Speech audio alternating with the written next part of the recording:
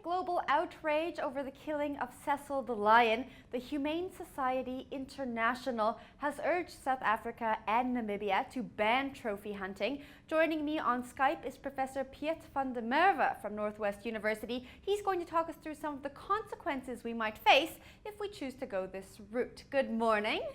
Good morning, Jennifer. Now, I want to know what your stance is on trophy hunting and the banning of trophy hunting in South Africa. Yeah, I first going to start off just to indicate that if you look at hunting in South Africa, it's a big industry. If you look at all the aspects influenced by hunting, it's quite enormous. I'm just going to name a few. I mean, if you look at the taxidermy services, you look at translocation of game, we're looking at game capturing. Then also in your government departments, there's a couple of people working there as well. Also at the veterinary services. And then if you look at gun manufacturing, selling of accessories to hunting and those things, so it's an enormous industry what one looking at, and it's not just the shooting of an animal that is hindered by this ban. Now, I want to talk about some more of those aspects you just mentioned in just a little bit, but I want to talk about how trophy hunting will directly affect tourism to start off. How will this affect the rates of tourism that we see in South Africa? Yeah, if you look at the number of hunters, according to FASA, there's around about 7,500 people visiting South Africa to hunt in the past.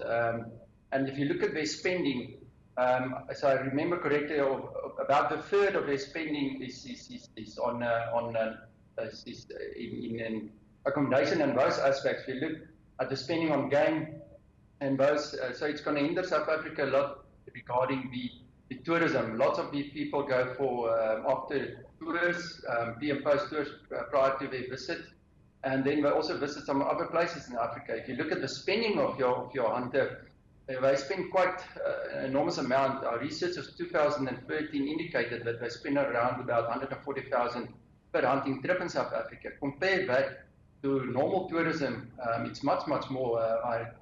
Because remember correctly, normal tourists spend around about 10,000 per trip to South Africa. So it's enormous what these wildlife tourists spend in South Africa. Now you said 140,000. Is that rand? Yes. Okay, 140,000 rand. What are they spending this on? Is that the amount they're spending to kill the animal, or is that their entire trip? Now, if you look at their spending distribution, half of it is on tourism aspects, accommodation, equipment and stuff that they buy, transportation, visiting places prior to the tourist, prior to the hunt, and also after the hunt. And half is on the trophies that they spend, and a huge amount also spending on your taxidermists. I just worked out this morning that they spend around about 30,000 rand on trophy processing. So that's directly going to your taxidermic people. So it's not just on the game. Now, I want to know what your opinion is on the outrage over Cecil the lion. It seems like every so often an incident like this will occur, and it sparks global conversations around trophy hunting. What did you take away from this?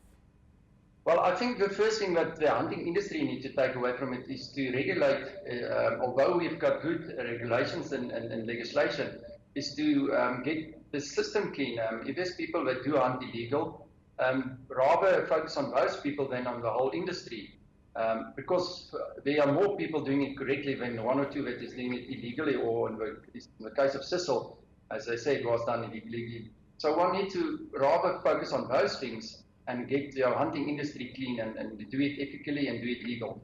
Now, I was actually reading this morning that some major airlines are actually not allowing people to transport the taxidermied animal. I think it's the big five. They're not allowing people to transport them out of South Africa to stop or curb hunting. Is this the right response in a situation like this?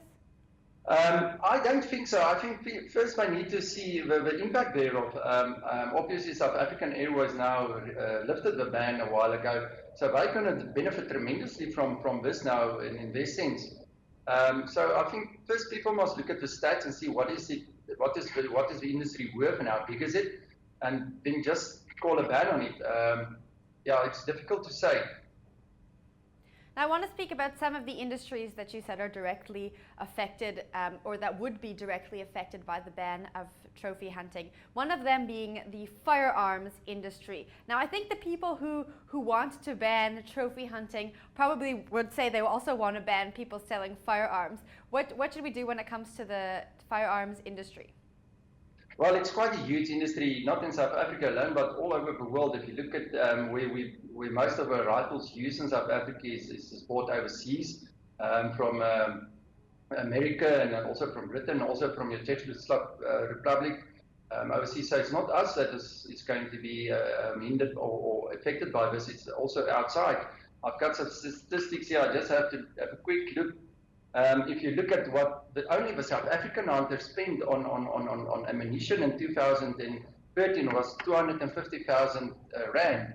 If you look at the hunting gear and those things, it's almost 400,000 rand for the season.